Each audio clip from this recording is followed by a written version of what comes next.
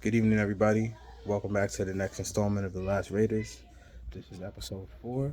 This episode, I'm going to be talking to a brother from the class of 1981 by the name of Ken Wada. Please just listen to what this brother's talking about. He's talking about a lot of history throughout Rice and Harlem as well, and a little bit about Washington Heights and Inwood. So I hope you guys enjoy. Stay tuned for the next one. 81. Whew. Wow. Telescope. I still kept a couple of the Rice letters. That is super dope, man. That was winter of 1991, too. Okay, keep that keep on. I think the oldest I have is 89.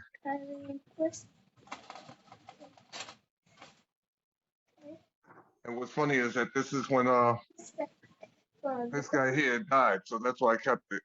Very good Spanish teacher. Wow.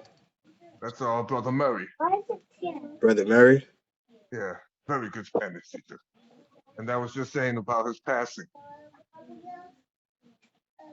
Yeah, that's crazy, man. I tell you. And well, this went through hell and back, but Hey, you still got it, and that's all that I matters. still I still got that. I tell you, I keep in touch really with Rice. And then this here is a clipping. And I'll tell you, I actually got a funny feeling I know what this is. Yep. This is back in 1992. Uh, it's an article about the Is that the Rice. wow? And that's Mo Hicks that you see. That's crazy. So this was in 1992, April. As a matter of fact, April of 92. That's crazy, man. There's so much history. There's so many stories. There's so many people that I have to talk to, man. Because I all tell of you you, guys, especially you brothers from the earlier years from the 80s, and 81. I've even had brothers from the 70s reach out as well. I think that this is going to be just tremendous, tremendous. Look at Flood. Wow. That's Flood. That was the principal, Killerly. That's crazy, man. And then you got Brother Simon on the bottom. That's so dope, man. I gotta dig and find my yearbook. I think my mom has my yearbook. Honestly, I gotta get back to Dykeman and And that get was a gym coach, the gym teacher, it. Byra. It's a different time, man. It's a different time. And then you have Brother Egan, which we call Ralph Cramden. He hated the hell out of that. Then you have Brother Lebanon. I never had him, but I heard he was tough. Yeah, some of those brothers were. Oh yeah, some of them, but they were all cool. They just wanted the best for us. That's all. And then Brother Holton, another good brother right here. Yeah, we didn't have him. No, We had brother Sherlock, brother Glenn, brother Maestri. My freshman year, brother Walderman was the principal, and then after that we had I can't remember the next principal we had. That was a brother, and then we had recently who just passed away, brother Maestri, brother Glenn. He just passed mm, away. He wasn't really a teacher, but he was more of a guidance counselor, if you will. I talk to him frequently. Just sometimes you just have a bad day, and you sit down and you talk with somebody, and he was that for me at Rice. He always provided clarity on situations, and he also was a damn good photographer. He took a lot of the pictures that we saw at Rice towards the latter stages of the school. All the photography for the basketball team, the baseball team, soccer team, you know. any type of activities that we did, whether it was the Thanksgiving drive or at one point we went down to DC for the Right to Life March. He took pictures Mm, then. Brother Maestri was also there, and he wasn't a teacher either. I wouldn't say he was a groundskeeper, but he was the I would say he was kind of like the muscle brother. He was the brolic one who he didn't say too much, but you knew when he was around, everybody just kind of fell in line, even though he didn't have a class himself. right. No, but right here, like I said, look, this is the guy that, with his advice, I made it through kind of life, you know? This is the one that left the brotherhood, but, he's on Facebook too, Brother Okay. Murphy. So, well, what classes did you have Brother Murphy for? Korea, Okay. Korea. Because of him is how I was able to get positions. Once I left Rice, he showed us how to survive out there. That's cool, So Brother man. Murphy was definitely my biggest impact. Okay. I mean, I happened to have been, I caught up with him because Marvin Reed was on Facebook, and Marvin Reed had him. So I had to thank him, for giving us that advice. He always said, don't stay in one position when you're at the job. Learn all the others because in the long run, there's there's competition for your position. But there's other job openings next to you. So I was like, all right. So even not my job, I work for daycare. I'm the parent coordinator. But then if they need me, I'm also the cook and I'm maintenance. You know, That's what you have to do. That being stagnant in life doesn't get you anywhere.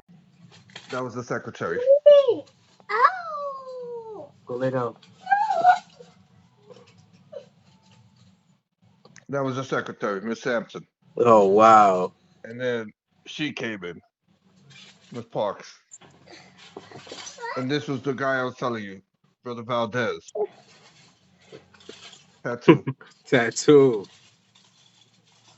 And look at the chaplain. I don't know. Father Jacobs. I don't know Yep. if you had him. No, we didn't have him. He was the chaplain. Yo, you're gonna But yeah, we had, quite a bit of, I don't want that. Stop. this is the class. This is one of my best friends right here,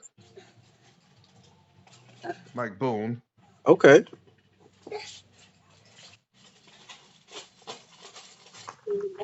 And let me, as I go through it, I'll show you. Move. Ah, here goes Mo right here. Oh wow. That's crazy. Mo Hicks. I young Mo Hicks. I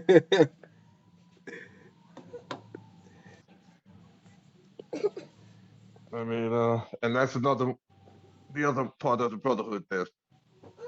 Yes, sir. Yes, sir. But then there's others. Let me see if I see. Ah, look at that one. Did you play as well or Nah, I ran track, okay? but I was on there for a short time. I was on there for a short time, and then this is back to the past, not the future. That's me right there. Clean cut. I see you. The DA at that time. So day and age, I'm still trying to figure out what DA means. Ah, this is going to be hilarious too. Look at this guy here. I didn't know it until I graduated. You know who this guy is? Ah, He was a year before me. if I'm not mistaken, would that be one Mr. Luau Cinder? No, Blue Alcindor's power. Oh, We're talking race. jeez, I can't see too clear. This is. I'll give you a clue. This is one of the guys that made Adidas famous. Made Adidas famous. Rap song. My Adidas. Oh no! What? That's DMC. Nah. Aaron McDaniels. Yes, sir. For real? Real. Oh, DMC went to Rice. class of 80? Class of I graduated '81, class of '82. 82. Wow. That's crazy. Aaron McDaniels. That's dope, man. So I'm sure you guys had ciphers back then too, where you guys would just stop and rap in between class. I didn't get to see him until I graduated. I was like, oh wow. And when That's I heard DMC, I said, oh shoot, yeah. Looked into my yearbook. He was a year before me. that's crazy, man. I mean, There's Rice was the best years, you know. there's so much history, so much. Then you gotta go. I need to hear the funniest story you got from when you were at Rice. Oh wow, funniest story at Rice. Dang, what funniest stories? I mean, we try to keep it like back then. Discipline was kind of hard, so it was like, I mean, we got guys that got busted with a gun in the desk. We got guys homosexual. Like Hmm. they just left in the middle of geometry class and started fighting us just right out the classroom. Wow. But for me, like I said, the funniest thing like I could remember, and for me, Brother Sherlock, the way he explained Jesus was born. I mean, I know he'll deny it this day and age, but man, never seen a brother, call a brother, talk about the way he said it, bro. You know? That's I what's mean, that's something that you remember. And then for the Holston, we sang for graduation, the Our Father. The way he tuned that Our Father, forget it. Never heard of Our Father like that. and He jazzed it up. that's what's up, man. But you got to some of the things, some of those songs were a little bit tired and played, and you gotta funk it up a little bit for everybody. And then the senior march was another funny thing. That's a good funny story. I mean, we had a guy. Well, he's dead, rest in peace. But we used to call him Oreo because he was so dark. He looked like Oreo cookie. Wow. Remember, back in my days, there was like maybe 4 white guys. When I graduated, there was none. Not that we drove them away. They just like felt like they didn't fit in, or whatever. I guess I went to something better.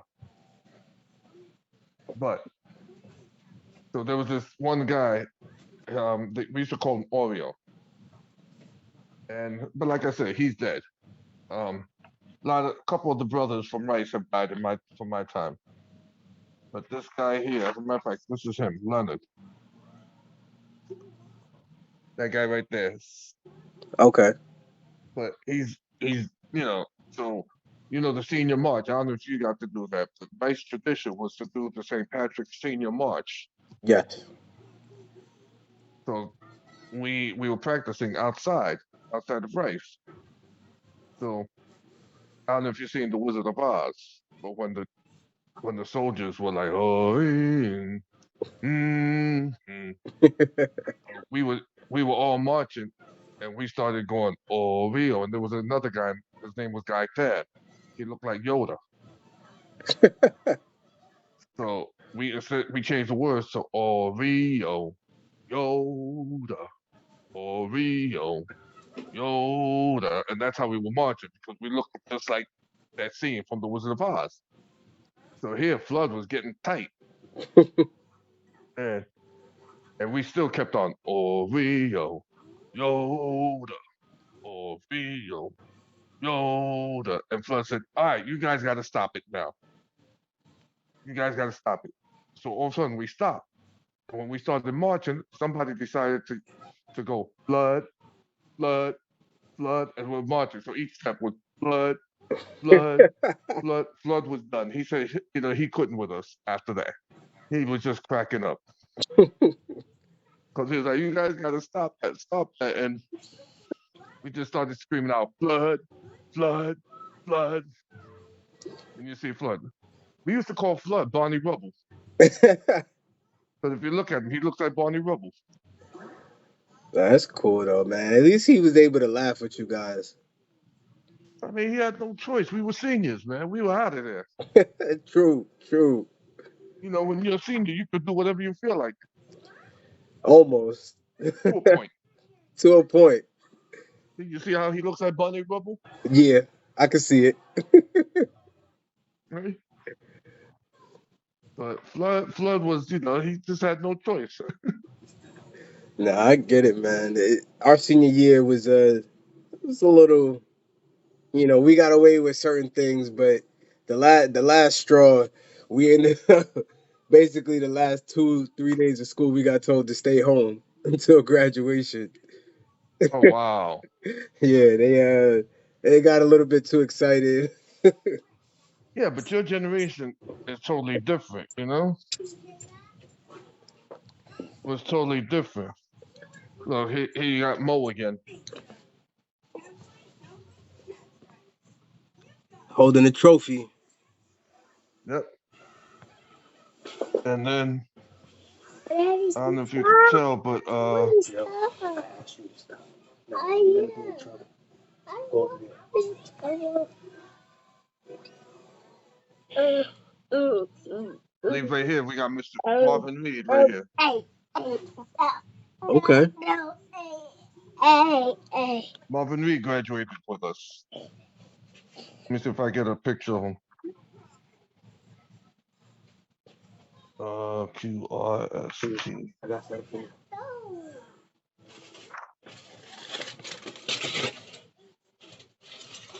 Here goes Mr. Reed right there.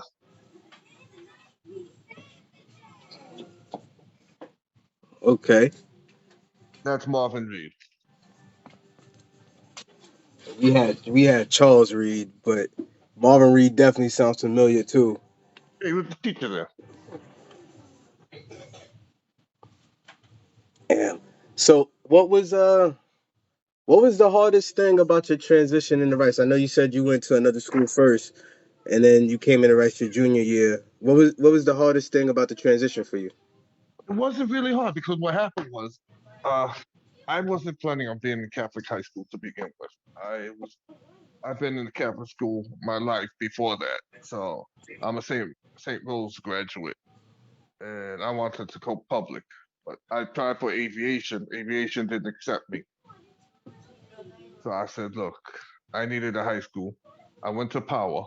Then Power, what happened was I had a little problem there. Some guy had a fight with me, and they wanted to kick me out and so forth. So my mother went to St. Rose, back to my grammar school, and there was this Father Gorman. He pulled some strings and got me into Rice. That's how I went into Rice. I never knew what the school looked like, never nothing. They just enrolled me, never went in, never took a tour, nothing like. So here comes September, I'm going to 124th Street and Lenox Avenue,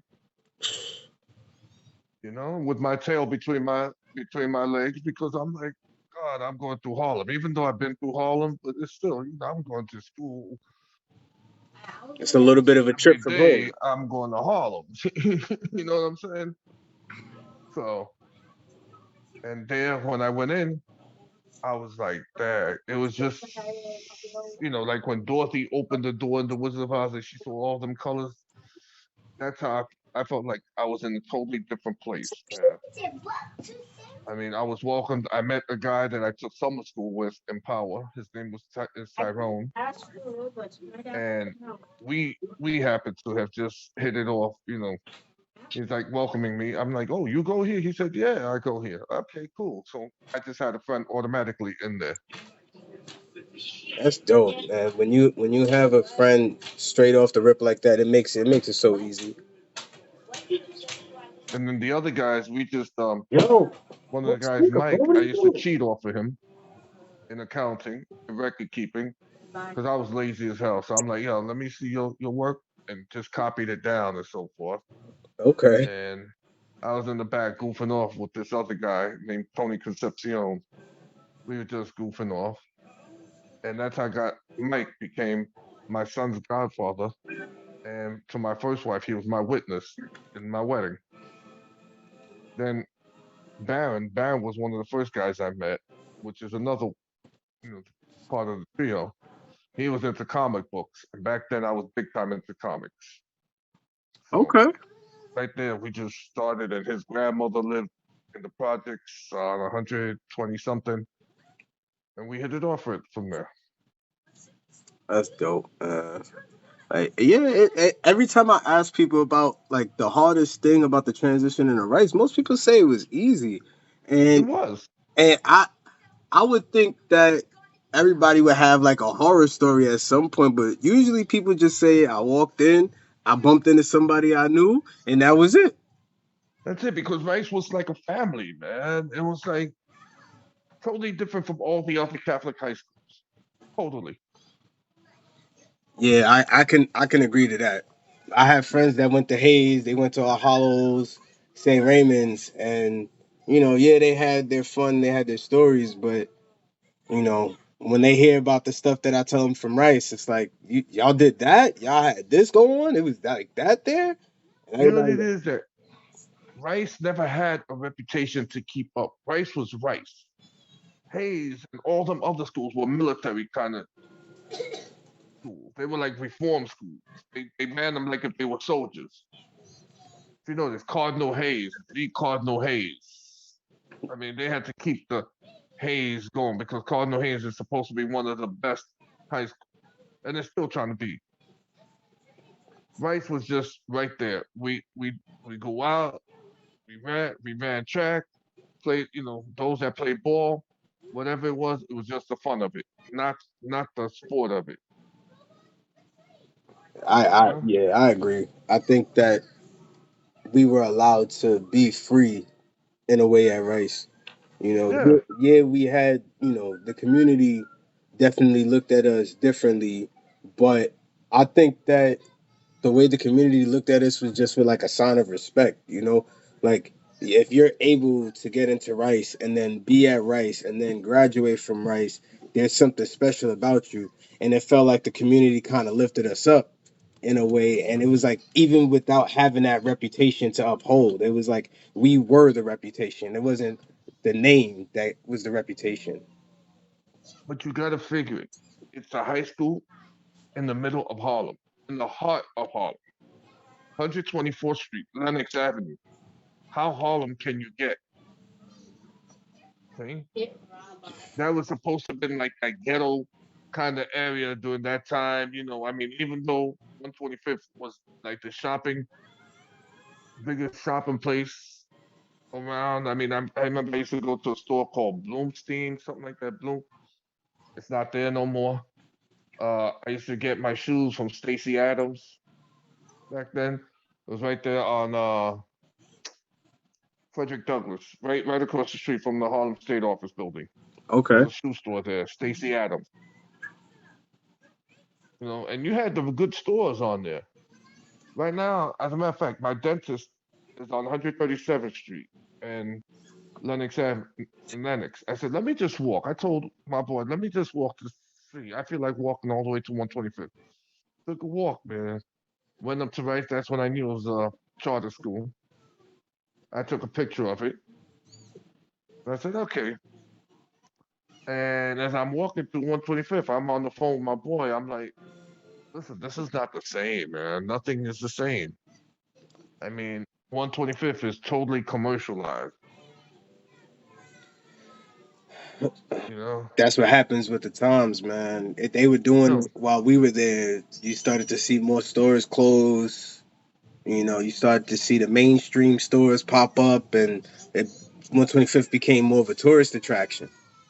this is like my boy said, right? And it's not to get racial, right? With black folks and Spanish folks, they don't know how to fight for nothing, okay? To a point. Because we could have kept it. 125th Street could have been kept the old ways, but we just let it go as a generation. Well, your generation, differently. My generation is totally different. But when when I was growing up through there, coming through Harlem, fine. your mother, your father could have owned the store, and they kept that store going. But then when it was handed over to you, here these people come over, and let's just say, I hate to say it like this, but these white commercials came over, right? And say, listen, I'll take over your store because they gave us an opportunity to build Harlem. The blacks, the Hispanics had an opportunity to build Harlem. We didn't build it. We didn't keep it up. We let it go. And here these people come in. Hey, I'll buy that store for you for X amount of money. What happens? You being lazy, don't want to do anything about it, don't want to build it up. Sure, give it to me. I ain't doing nothing with it. And look what they did. Put put $1 million store up. No more mom and pop shops. Yeah. It- And the mom and pop shops was what had Harlem going. I mean, I used to admire. There was, I don't know if you ever seen him, Franco. He was a Panamanian, black Panamanian. His artwork was on the gates. He's the one that used to, if you ride through Harlem, you would see on the gates dogs playing pool. He's a man, yeah, Franco. I remember seeing that. Look up Franco. I think he's on the internet. Look up Franco.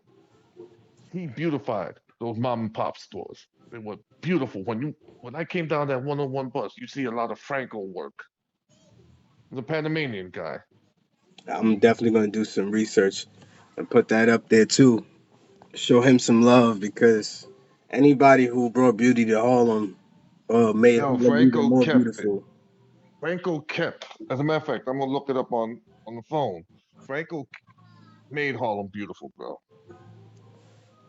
That's what we need, and it seems like now there's kind of a transition happening where it seems like more people of color are trying to buy back Harlem and try to kind of revitalize it and bring it back to what it used to be as much as possible.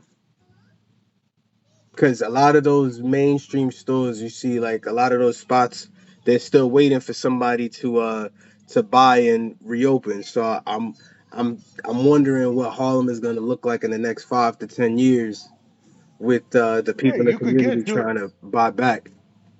you could get like oh, he's called Franco the Great. Uh, you can still get your black exploitation movies out there because once in a while, when I feel like a black exploitation movie, Hmm. I mean, when I say black exploitation, you may not have heard of it, but I go back like my boy and I were talking, Charleston Blue, come back Charleston Blue, and these were just black directors just coming up. Pam Grier was in those black exploitation movies. It was just a strictly black movie. I Yeah, mean, it uh, it it's yeah. it's tough, man. But a lot of times when you see that, I think it needs to be done. Cause one, we need to highlight and celebrate us. We do. A lot of times we don't. We have kids who don't grow up seeing that type of stuff, and they don't understand that. Listen, there's power in everything you do, Oh, and how's you? like I make sure my sons, my boys, I tell them every day, you can do whatever you want to do. You can be whatever you want to be. As long as you put your mind to it, Absolutely. There's not the word can't isn't in our vocabulary. and that's the problem. Harlem, we let it go. Like I told my boy, shameful as it sounds. Look, this is one of Franco's artwork. Yes, I remember seeing that. Franco the Great, he's called. Look at this one. Oh, that's so dope, man. He kept 125th beautifully. Now you have a whole new generation, like you said, of artists, legal graffiti artists. I mean, I know one or two, but these guys are the ones that started. I mean, this guy is Panamanian. This is him right here. You're ready to start your own business. He paved the way. He paved the way, That's man. Franco.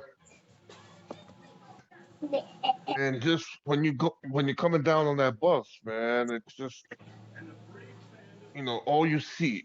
the highlights of that. That was the highlight of Harlem. Now you coming through, you're gonna stop off at Foot Locker or Old Navy or Chuck E. Cheese. Places that were not there when I was growing up. The biggest store was, like I said, Bloomstein. That was the biggest department store. That was like the Target for us, but it was even better. Yeah, man, it's crazy, man. It to just imagine what it was like to go down 125th back. Walking through 125th, if you live my generation and you see it now, it's depressing.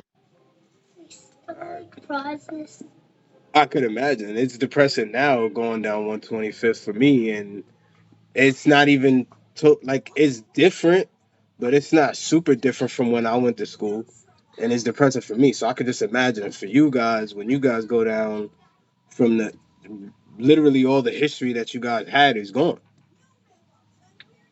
Tell you, I could, excuse me, I could get a couple of the guys and they could get on with you and they could tell you straight up, man. Oh, yeah, for sure. I please anybody you have that's willing to sit and talk with me, please. I trust me. I'm open to any and everybody who has a story to tell because this is important. These are the stories that need to be out there, and people need to know. People need to know. I mean, Harlem has changed. It's depressing for the ones that know. For me, it was depressing walking through Harlem. Then I would go through it again. It's gonna be a while before I walk through 125th. I get it. I for me. I grew up, I grew up in Dykeman, and then the only time I really spent in Harlem, I used to get my hair cut on 145th and not Broadway, 8th Avenue. Was it 8th? Yeah, on 8th Ave. I used to go to Sam Gore's barbershop right there. My pops used to take me there. Him and Al used to cut my hair. My dad knew them from South Carolina. Then from there, I played. My aunt lived in Polo Grounds, my mother's sister. So my uncle lived over in Polo. I So know people in the Polo Grounds. yeah, so I used to see the Rucker Park. So I spent a lot of time in Harlem, and then I used to just hang out with my uncle and aunt sometimes. So he would go to the Pathmark over there on 125th. Yeah, So I we know did that that. pathmark too. The Pathmark is gone now. They completely tore it down. That's so. Man, then I started getting my hair cut on 146 and Adam Clay and Powell on 7th. I used to get my hair cut over there. Then my new barber connected me to the Abyssinian that was on Lenox Avenue. So I started playing ball over there with Turtle and all of them. And then I went to Rice. So then I was on 125th. And then I started getting my hair cut literally right around the corner from Rice. I walked in one day and I was like, I need a new barber. And then my barber that I had from basically up until I moved to Connecticut was there. So it's crazy, man. Just the Yeah. connection. And like as a kid, I didn't realize, I was just like my dad's taking me in the car and we're going to the barbershop. But I used to just remember seeing the different murals when you go through Harlem. Um Yeah, the that was Franco. the Harlem parade. I remember that. I remember we used to march in that parade, and how much love we used to get from the community, and everybody used to just be excited to see Rice walk through. We had our green polos or the white polos when you were a freshman, and everybody just loved us. We walked through, and the community just it went crazy when we walked through, and it wasn't on some like the girls in the community. No, it was the elders in the community used to show us so much love, man. And I hate that I can't go to the parade now and see that green and gold banner and see the next generation of rice men walking through that can build Harlem back up, build up 125th. You know what upset me is that you guys now. like Kemba Walker. I heard he graduated from Rice. Yeah. Fine, you got a big NBA star. He couldn't go any further. Then the alleged Felipe Lopez. These are guys that had more hookups than what we ever had. You mean to tell me Kemba couldn't have just have bought Rice, so to speak, and made something of it? So I asked the same questions, and to be honest with you, I'm still getting some answers. But from what I understood when we were there, because we asked that question a lot while we were at Rice. Well, we got Kemba. Kemba's in the league right now. Can't do anything. And from what I understood, or what was explained to me was he did try, but the archdiocese and whoever else was involved in the closure of the school basically blocked him and anybody who tried to assist with maintaining or keeping rights afloat. Okay. So that was all said and done. They must have offered the archdiocese. Just like I'll tell you honestly, I'm a recovering Catholic. Okay, Mhm. so this Catholic stuff, and if you're Catholic, is with all due respect, it's all about politics and money. That's all it is. I'm not Catholic at all, but I understand how the system works with the archdiocese and whatnot, and the brotherhood and their organization. And once they decide they want to shut something down, it's shut down. It's And they will probably offer a lump sum for the property, pretty much that that's my understanding of it. what they call a donation.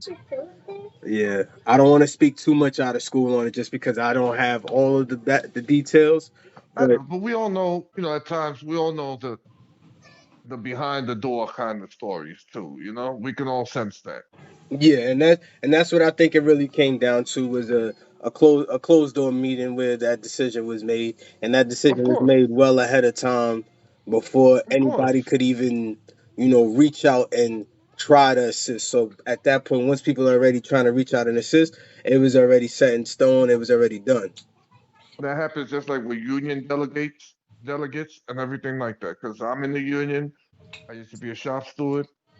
Here they offer us one thing, and then they say they're going back to discuss it, Hmm. and oh, it's going to take time. It's a whole bunch of bull, and it's the same thing with this, man. Because race could have been kept up. Because you Absolutely. still got schools like Hayes. You can't tell me that they're not getting enough enrollment or whatever. There's still people. Hayes is kept up. Spelman is kept up. Xavier is All still going. hollows, all of them. Bishop Lachlan, Yep, Malloy, all of them. So, and it, all it them schools. and it And was it just happens to be Rice, it- the school, again, that's in the heart of Harlem. prime real estate. Huh? That's prime real estate where Rice was at. And, but then it's not to get racial, but you figured, it's a black thing too. Just like they got rid of these mom and pop stores, which we did not keep up. And I say we, I blame us basically because we don't fight like we're supposed to fight. We don't fight, And I can tell you, my my cultural background is Puerto Rican, and I seen parts of PR where these Puerto Ricans they became lazy. Puerto Rico used to have some beautiful fields, pineapple, sugarcane fields, and what happened? Here, sugarcane. As the generation went by, they became lazy. Oh, what am I going to do with those fields? Instead of producing, keeping it beautifying, what they do? Here comes John Deere, Home Depot. Yo, I'll give you X amount for X acre. Sure, I'm not doing nothing with it. Go ahead, take it. $1 million industry up on there. Cement it all down. It's the same thing with Harlem. You know, the Yeah, generation became lazy. They didn't want to keep up these mom and pop stores, not knowing the value that's behind the mom and pop stores. And that's what my boy and I we were saying. And that's why they look at the blacks, Hispanics as people that just give up quick, so to speak, which is dead wrong too. yeah. It's unfortunate, man. But like I said, I see a change coming. I hope I'm right. These with this next generation of kids coming.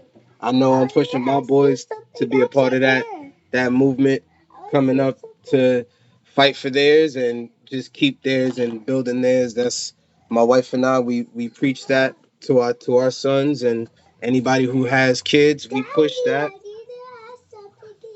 We push that to keep just keep business in house with family and just trying to keep pushing forward. You know, it's nothing to maintain a family business. You know, a little bit of effort goes a long way. Exactly. Look at these stores in the village. There's a lot of mom and pop stores in the village. Still active from my time. Why couldn't 125th been like that? It all And then depends. again, going back to Rice closing, they just happened to pick a black school from Harlem to close down. They didn't close down Spelman. They didn't close down Hayes. Explain that. You can't. There's no explanation for it. I tell And people, give me a good explanation to that. Why Rice? I haven't gotten that answer yet. And Rice was very populated too. Rice, as a matter of fact, when Mo Hicks boosted Rice, as far as the sports wise, Mm. Mo Hicks boosted Rice. So now these kids that want to play ball, oh man, Rice, yeah, Mo Hicks. Yo, I'm gonna be playing basketball for Rice. When I'm done with Brought in more. this, go sit down. It's time to talk to me. So Rice Go sit population down. was still there. Go sit down. Go sit down. So they just happened to then pick the school that's located on 124th Street at Lenox Avenue in the heart, and I say the heart of Harlem, Mm-hmm. to close it down. And it's not To get like enrollment was down. It's not like attendance was down. It's not like exactly, support was down.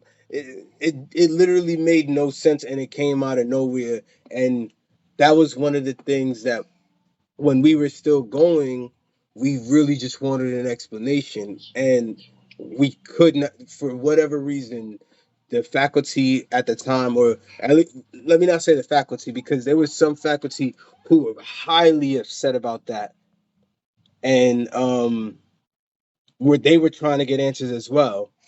And essentially, they were just told, mind your business, and you're here until the end of the year, and then you got to find somewhere else to go, basically. exactly. Just shut up here. Here's your severance, and that's it. Exactly, because I was done. And I just, for the life of me, man, I just wish that I could have been in the room when these conversations were had. As a kid, you don't understand it, but as an adult now, I look back and it's like, it from even from a business standpoint, you can't say Rice was losing more money than it made. I'm sorry. Even when Rice wasn't winning championships, Rice raised tons of money just from Rice, basketball alone. Rice never had a negative reputation. Ever. No one can say Rice was a rowdy school. No one can say, like if you go to public schools, uh, Bronx High School of Science used to be one of the best schools. Now it's one of the rowdiest schools. Okay, I mean Rice never had a reputation. Oh, you went to that school? Look out, it's a thug school. Never had that reputation.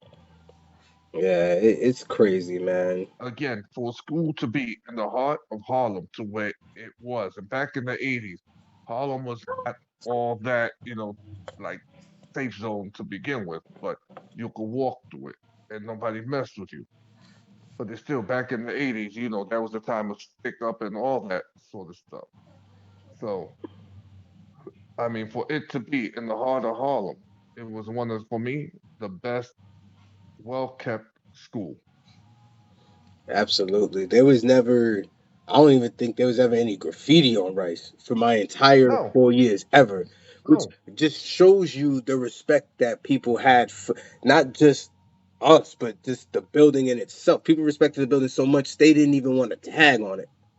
And what about the park behind it? How nicely it was kept. Because Marcus, remember that little Marcus, park right behind it? yep, Marcus Garvey.